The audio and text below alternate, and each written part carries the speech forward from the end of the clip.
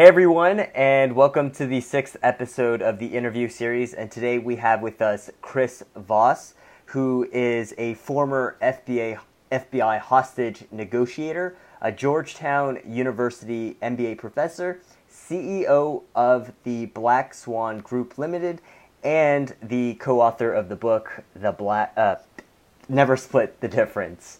And Chris, is there anything that I left out that you'd like to let the audience know about yourself? Well, most important part, I'm originally from Iowa. How about that? That's lovely. I've never been to Iowa, but I'm sure it's lovely over there. It's fantastic. Really good people there. Amazing good people in Iowa. Yeah. So, negotiations. How'd you get started? How did it all begin? You know, I mean, like a lot of things, I just sort of, one thing came out of left field after another, and it looked interesting. I followed it. I mean, I was a police officer. You know, I got interested in federal law enforcement, ended up with the FBI. The FBI started me in Pittsburgh, went to New York City. I'd been on the SWAT team when I was in Pittsburgh. Oh, wow. And I had a recurring knee injury from my college days of, you know, thinking some kind of way I was going to be some martial arts expert. Tore my knee up and had it rebuilt, but then trying out for the FBI's version of the Navy SEALs, which is the hostage rescue team, next step up in SWAT, I realized I kept re-injuring my knee. I had it rebuilt again. Oh. So we, I knew FBI had hostage negotiators. It sounded kind of cool. I thought, I could do that. How hard could that be? And I ended up as a hostage negotiator, and then just kept following that path. And next thing you know, I'm on your podcast. Wow. So law enforcement, what specifically about law enforcement is it that interested you in it? Yeah, I saw a movie when I was a teenager about a couple of police officers in New York, and they were just these wildly creative guys. I mean, and the creativity that they brought to the job really impressed me. And then they were doing a good thing, I mean, being a police officer, a good mission, a good purpose in life. And actually, a number of years later, when I was in New York, one of my colleagues who was also on a hostage negotiation team, he said that being an FBI agent was the ultimate entrepreneur's job. Huh. And, in a lot of ways it was. I mean, if you were really creative, you went out and you developed cases, you made contacts with people, you would be really creative. It was a lot of fun. It was pretty cool. Yeah, I enjoyed it. It was one way to approach the job, and I did. Oh, that's very interesting. I wouldn't have guessed that, to do well on the as an FBI agent, you'd have to be very kind of innovative or entrepreneurial. But yeah. Well, you could be. FBI is an interesting job. I mean, whatever kind of person you are and whatever stuff that really interests you, the FBI probably investigates it or needs that kind of person. And, if a hostage negotiator, it's very much like a business consultant. Actually, one time somebody asked me what makes a great negotiator, and I rattled off a list of qualities. And just a couple of days later, I heard somebody talk about working in consulting, and they rattled off the exact same list of qualities. Oh, wow. So that's just that, but that's just one aspect of it, and it happened to be the aspect that I was into. Yeah, for sure. And you can only build on strengths, right? Yeah, exactly. That's the whole idea, right? Yeah. So you wrote this book, Never Split the Difference, and that's probably one of my favorite books. And thank you. Thanks. I think it was the second chapter, you said that when negotiators or true negotiators, they never split the difference. And so for yourself, do you, when you negotiate all the time, do you really never split the difference? No, we don't, because, I mean, splitting the difference is, that's, both of us are unsure of what the answer is, or what the best solution is, what the best collaboration is. And we've just kind of gotten lazy, and we would say, let me take some of yours, we'll take some of mine, and, we'll meet in the middle. And, It's a half of one idea and half of another idea. I mean, an example I use in a book is, I don't know whether or not to wear black shoes or brown shoes with this outfit, so let's split the difference. I'll wear one black and one brown. It's instead of splitting the difference, you should take a break and rest and come back and get it right. Splitting the difference is what politicians do all the time, and we always get watered down solutions to problems and never actually solve any problems, which is why we need to continue to have politicians to continue to do a bad job on solving problems. Splitting the difference is, and then in bargaining, there's an old saying, the guy who wants to meet you in the middle is often a poor judge of distance. Oh. It's a sucker move. Every single time that some business person comes up to me, and we'll be training in some company, and usually somebody who's not in the training will come up to me at lunch or something, because they know I'm in the building, know I'm teaching, and they'll say, what's really wrong with splitting the difference? I do it all the time. And every single time that person asks me, what they do is they ask for 10 times more than what they want, so they can split the difference and seem fair and get what they were after all along. Half the time it's just a way of lying into what you wanted all along. And the other person feels like that they got something out of you when all you did was move the markers, you moved the goalposts, you moved the objectives, and you lied about it. And it's 75% of the time it's a sucker move by the other side.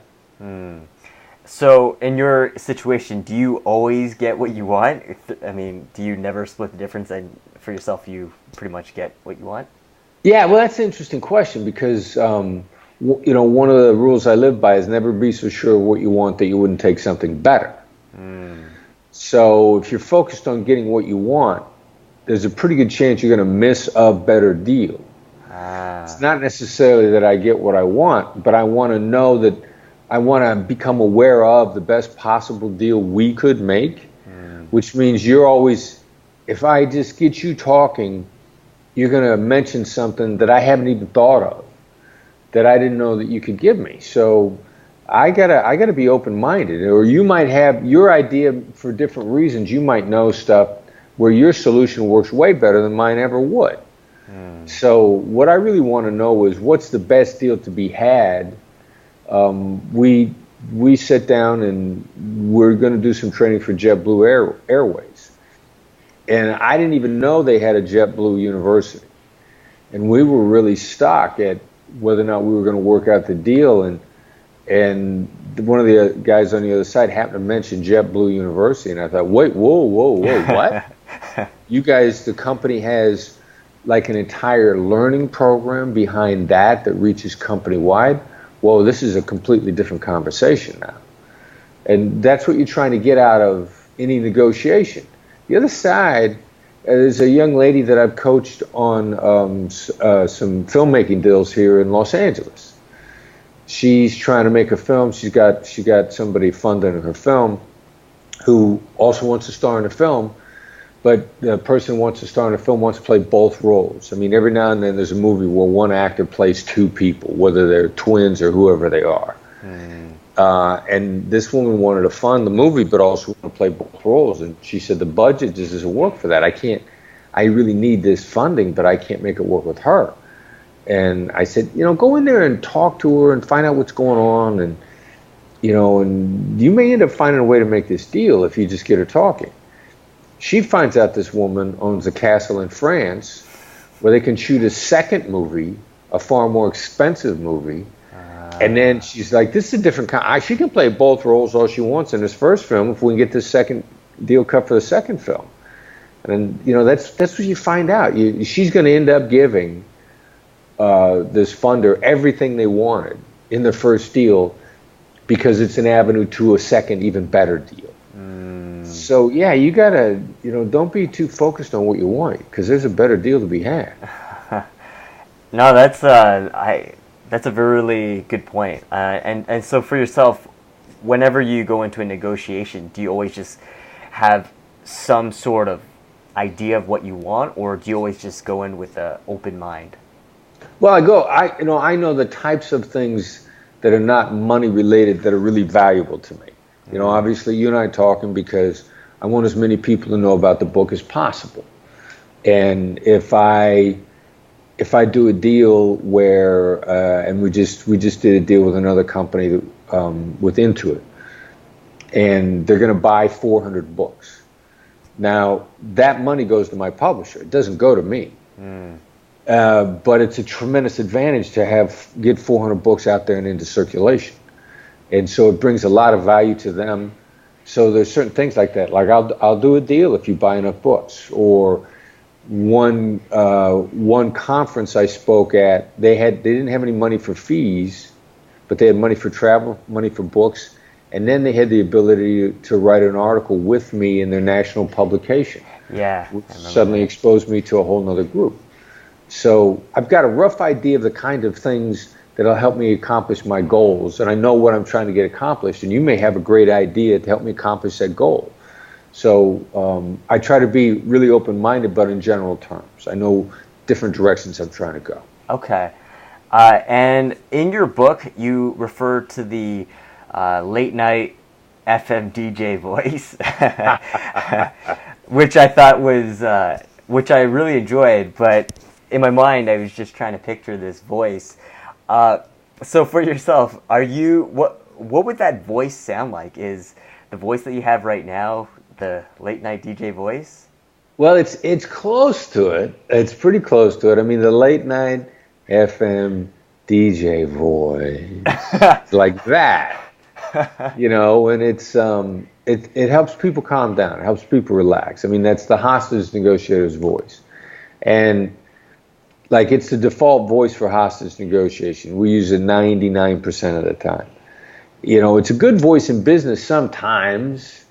If I say to you, look, I'm sorry, we just can't do that. And then you get the idea that on that particular point, like, there's no point even talking about it anymore because it's just not going to change. Now, but the best business negotiator's voice smiles because I want you to be in a good mood. Plus, you know, you're 31% smarter. You're 31%. Your brain works 31% more effectively in a positive frame of mind.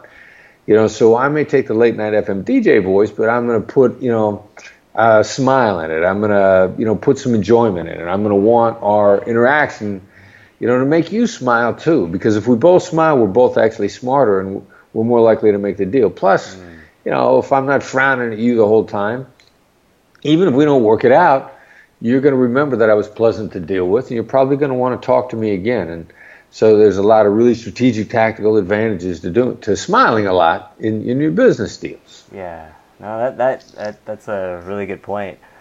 And so for yourself, how has negotiating helped you in your personal life? What are some examples of how mastering negotiations has helped you out? Well, you know, I would say I appreciate listening and really hearing the other person. Now, I don't do it myself all the time, but I think when I run into communication problems, the biggest problem is that I wasn't listening. And if I have enough time to think about it afterwards, I'll realize, look, if I had just go back and just really actually listen to the other person, there's a pretty good chance I would have gotten the right message. And then I would have been able to get my message across. So, you know, it's hard to listen all the time. It kind of really is. We've got so much stuff going on in our heads. But just an awareness that it'll always make things better can help you in the moment. And also, if it didn't work out, the answer's going to be that you weren't listening. So knowing that, I can go back and maybe revisit certain things and try and get them right. Yeah, that's a really good point about listening. It's I heard this one, I think it's a proverb. It said, you know, God gave us 2 ears and 1 mouth, so we should do double the listening than talking. Yeah. You know, so I mean, that does tell us a lot. Yeah, and I agree with that. I realize it's a bit of a, you know, we've heard that a bunch of times, but the reason we hear that is because it's true. Yeah, no, absolutely. And so for yourself, have you ever had any I guess, quote unquote, failures when negotiating? Yeah, I think, it's impossible to be perfect. First of all, you can't make every deal, and you actually don't want to make every deal. And we don't make every deal. I do want to feel like I've figured out what the best deal possible is. I do want to know that. And if the person on the other side, some people are really not there to help you. Some people are, and they're a minority. I mean, maybe 75% of the people you run into are really trying to make a good deal with you. But you will run into the minority, and it's a 25% maybe, enough there to watch out for, where they're trying to take advantage of you. They're trying to exploit you. Now, it's possible to get a better deal out of them also, but when I know the other person, all they want to do is exploit me, even if there's a good deal to be had, that tends to annoy me enough where I don't want to make a deal with them, because I don't want to make them better off, even if it's going to make me better off. So, sometimes we don't make those deals, or I get frustrated. I get frustrated with those very quickly, and I will tell, either I won't make the deal, or I'll tell somebody in my company we're wasting our time with these guys. Okay, and what was, for yourself, what was the most difficult negotiation situation, and how did that play out? Well, are you talking business, hostage? What do we have to? Well, hostage negotiation sounds pretty intense to me. Well, first of all, and I worked a lot of international kidnappings. I'm probably hostage negotiators who have as much experience both domestically and internationally. Usually, mostly just one. Not that many people have done both. A lot. So in international kidnappings, you work enough kidnappings, something's going to go bad. The hard part is when you see it coming. If you work enough of them, you get a pretty good idea very early on when something looks bad from the very beginning. And if you work enough, those are going to happen.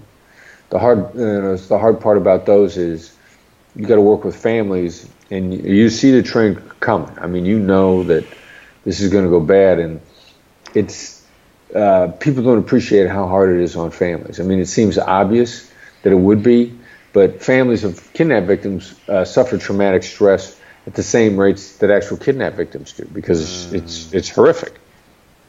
So seeing those coming is really hard, because you got to try to be there for the family. Yeah. And you work your way through those, and you learn from them, and you do whatever you can so that they don't repeat one way or the other. And then you move on, and you decide that either this is for you or it's not for you. And if it's not for you, then that's fine too. I mean, that means you should be doing something else. In any job, if you're unhappy in that job, it means it's not for you. You should. There are too many interesting things to do in this world to not do stuff that makes you happy. Yeah, no, that's great advice about just doing things that you love. Too many interesting. There's so many things in this world that's available for pretty much anyone and everyone to do and make happy living from it. Yeah, I mean, whatever it is that you're doing, if you work at it, you'll get good at it. If most people won't do the work, which means all you got to do is do the work to be good, be better than everybody else. Yeah, no, for sure. So, yeah, and with patience, and really all the cliches. What was it, the list I saw for success that is making the rounds on the internet, and none of which take talent. Show up on time, work hard, live up to your word. Yeah, and you start throwing those things together, and you gain competitive advantages very quickly. Yeah, no, one of the things that I learned when I first started my website or my blog, and now this interview, is you don't need to be good or great to start, but you need to start to be great. It's a good point. Everybody starts as just a bare beginner sometime. Everybody, pick anybody. You know, they were lost, confused beginner at some point in their life. Doesn't matter who it was, Steve Jobs, Albert Einstein, you know, pick anybody. They were all beginners at one point. I agree 100% with that. And for yourself, there are movies out there that involve some sort of hostage negotiation scene. I'm sure there's many movies. One of which is The Negotiator, or there's that one where I think it's The Inside Man with Denzel Washington. I mean, do you watch these? Do you watch these movies that Hollywood comes out with? You know, and you see these negotiators. Yeah, are you a fan of those kind of movies? You know, I've seen a lot of them, and you happen to name two pretty good ones that I really enjoyed. I mean, 80% of The Negotiator was pretty accurate in terms of what negotiators try to do, and in terms of the dynamic. They did a nice job in the movie. It was a lot of fun. And the biggest weakness in the movie The Negotiator, two things that don't happen. There's a scene in The Negotiator where Kevin Spacey says to everybody in the command post, "From now on, all decisions go through me." You know, negotiators don't decide. Negotiators don't command. Commanders don't negotiate. No negotiator would ever say that. He would find himself kicked out of a command post within 60 seconds if they had ever said anything like that. But the negotiator ends up having a tremendous amount of influence because all the communication should go through them to the bad guys, which puts the negotiator in a position to know more about what's going on than anybody else. If they have a good team, actually, you know, great negotiators are surrounded by great teams. Denzel Washington, Inside Man. I mean, how can you not like Denzel Washington in almost any movie? But Spike Lee did a pretty good job on that. They caught a lot of the attitude and affect, if you will, of NYPD negotiators, and that movie was a lot of fun. I enjoyed that too, and it didn't make me cringe in any way. It was a good story. Okay, were there, speaking of that, were there any movies where they had a negotiation scene that just made you cringe? Like, oh my goodness, this is just so terrible. We would never do this or say this.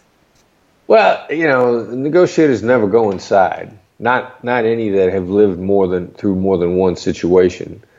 You know, so every time they got the negotiator going inside and talking to somebody, you know, that's Russian roulette with you know, half the chambers in the gun with bullets instead of just one. So that, you know, that's a really bad thing to do. Or, you know, any of the stuff. I mean, there's no end of ridiculous dialogue where the negotiator's trying really hard, you know. So there've been most of the ones that have made me cringe. I remember one in particular, Bruce Willis played a hostage negotiator. I was like, oh my God, who wrote this thing? It's horrible. Yeah, okay. Well, I guess, Hollywood, you know, sometimes it's a hit or miss, but I guess with the Bruce Willis one, it was definitely a miss. Yeah, actually. And so, a couple of weeks ago, I actually interviewed an author, and he wrote this book called Compelling People, and it's basically about how to become more influential. And so he says, if you look at any of the most influential people on Earth, they are a good blend of strength and warmth. They always project strength and warmth, just like, you know, Hillary Clinton, Oprah Winfrey. Hillary is warm? Apparently. I mean, that's what, right. I mean, he was saying in this one part that she opened up and agreed to the opposition and said, despite the fact that she might not have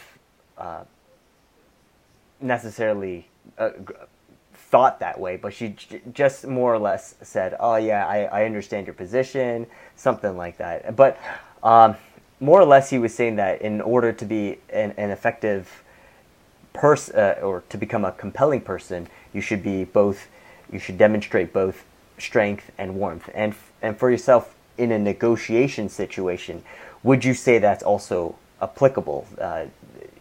You should demonstrate both strength and warmth, or is it more warmth, more strength? What do you think? Well, if we could redefine warmth just a little bit and call it empathy, if we could call it understanding, if we could call it approachability, there are two absolutely necessary components. One of them is strength. I mean, you have to be able to stick to your guns. You have to be able to stay your position. You have to be able to advocate on your own behalf. I mean, you can't make a good deal with the other side if they don't know what you need. If somebody's really trying to make a great deal with you, you want them to guess. I mean, you're going to have to let them know what you need relatively clearly. That's true. You also have to do it in a way that people want to engage with you. You don't want things going bad because you offended them with your demeanor, with your actions, because you were a jerk. I mean, and so you can lose deals by being the opposite of warm. You can lose deals by being cold or distant or harsh. And you can lose deals only for those reasons, which then, if you think about it, is really stupid. The only reason you lost the deal is because you were unpleasant to deal with. Well, that means that there were deals there that if you'd have just been pleasant to deal with, you'd have made. And there's a bunch of deals out there like that. I mean, people will make bad deals to spite you. Or, there's an old saying, never be mean to someone who could hurt you by doing nothing. And so look at the flip side of that. All right, so if nearly everybody you interact with could hurt you by doing nothing, if they didn't like you, then that means if they liked you, then there's stuff they could always do for you. So the whole aspect of what your demeanor is in an interaction is actually a critical issue to first not losing deals that you should have made, and then secondly, it enables you to be upfront about what you want in a way that doesn't offend the other side. So you make deals. You make more deals. You need both of those things, is what I'm saying. Okay. And how can people become better negotiators? What are some ways, some tactics, tips, or just strategies on ways that people can become better negotiators? Well, it's kind of, how do we implement the Stephen Covey rule? Stephen Covey said a long time ago, seek first to understand, then be understood. That's how you become a better negotiator. But how do you do that? You don't say, I understand. How do you do it? You hear the other side out. You make the other side feel like they've been heard. You repeat it back to them, and they let you know whether or not you got it right or whether you didn't quite get it right. I mean, an awful lot. It's clarification is not agreement. I can clarify where you're coming from without agreeing to it. And you'll find that instantaneously a lot more deals will be made just by doing that, just by seeking first to understand, clarifying, getting the other side to feel heard, getting them to feel, getting somebody to say that's right to you when you repeated everything back to you. You'd be surprised at how many deals will fall into place if once you stop trying to pound the other side from the very beginning. And that's what that is you're no longer trying to pound the other side from the first move. Yeah, it's very interesting that you say that, because I think Dale Carnegie, in his book How to Win Friends and Influence People, he talks about just listening and showing interest in the other person. And another book, as you said, Stephen Covey, he in this 7 Habits of Highly Effective People, he talks about that as well. And in your book, I think it was towards the end, you talk about listening. The whole, towards the end, I think it was chapter 9 or chapter 10, but there's a part devoted to listening. And there's that study that you included in the book about the waiters and waitresses, about and how they would reciprocate the people's orders, and in fact their tips went up by 70%. So I guess that just shows the power of reciprocity, showing that you're listening, and it pays dividends. Yeah, that's how stupid is that? Waiters and waitresses get tips that increase by 70% just by repeating orders back to people. That just sounds stupid. But that's how appreciative somebody is of being hurt. They kick up their tip by 70%. It's worth doing, right? Yeah, just and you know, I took that tip in my job, and people seem to like me more. I just kind of I guess clarify or repeat what people say, and they feel more connected. They feel like, oh yeah, he understands me. So they do feel very connected, yeah, and they're appreciative of that feeling. Yeah, so that was a great tip, and so for anyone listening, or to those who are listening, that is a really good one.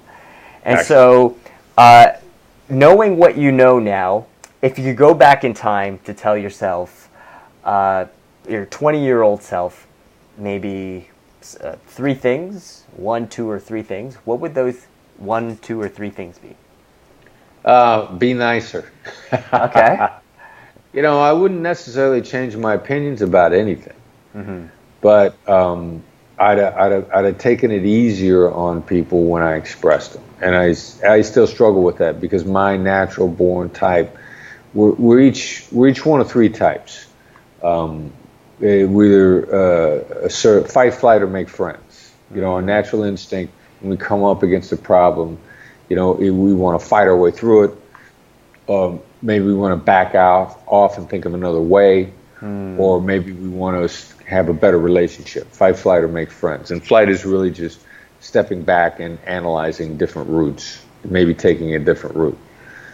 So my natural born instinct is fight. You know, I'm very assertive, which doesn't mean that any of my ideas makes them either right or better or worse, but I do need to take it easier on people when I express my ideas, and I have to make a conscious decision to do that. And it hasn't been that long that I've realized that. I mean, I probably went through the first. Actually, it never even occurred to me not to be direct until I became a hostage negotiator, and I'd been in law enforcement for a number of years up to that point in time. So if we went back to my younger days, you know, that'd be the first one. I'd be like, you know, just take it a little bit. Don't necessarily change your opinions, but take it a little bit easier on people how you express them. You'll get farther. You know, you create problems by being too hard on people. And that, you know, that'd be the first one. I would think, you know, focus on having a good sense of humor about stuff even more. You know, have more fun. Yeah. And there was something else that I was thinking, but you know, be nicer, have more fun. Okay. Oh, and actually, here's the last one. You know, I found a note that I left myself in one of my old offices. It said, "Frustration is the price of admission." And now I look at frustration as an indicator that I'm on the right track. I'm just doing it wrong. So that instead of it being, you know, the price of admission, it's really a hint that you need to recalibrate a little bit, probably.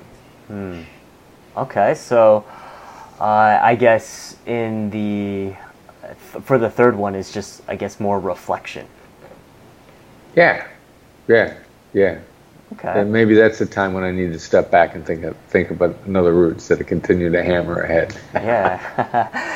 All right. Well, okay. So where can people find or connect with you, or where can they get your book?